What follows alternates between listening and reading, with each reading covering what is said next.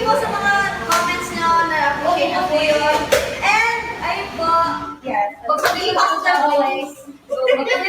Hi guys! So... Ayan si Mika. Ano siya? Inak! Ay!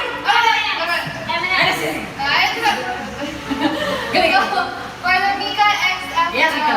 sabi ni Aya Rice, she looks so ethereal. Is Mika will be the real? Wow, you're not real! Can I see if you're real? Oh, you're real! Oh, you're not real! She not real.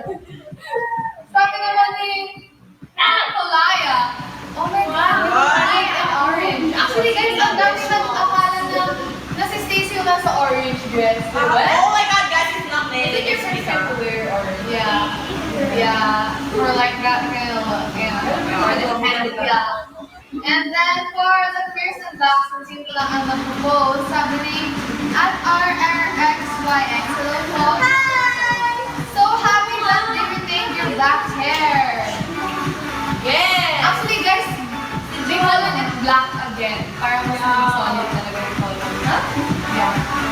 Kasi yung old hair ko parang may baka brown pa siya. Bagay na bagay sa'yo sa ano. Ay, nung nakita namin si Mika nung ginupitan. Ay, naku, malagod. Nakahindai. Lahat po kami pinicturan siya. Wala na, pinicturan ka lang namin. Hindai.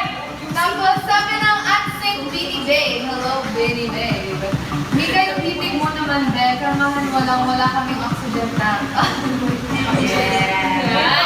Grabe na kayo. Thank you po. Sabi naman ni at JR Delana, it's all in the eyes once told. Born to win is everything in bold. Just claim it. Wow! Right.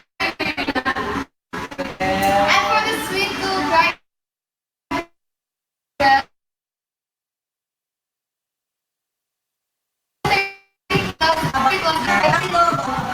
For sure, maganda yan. Thank you so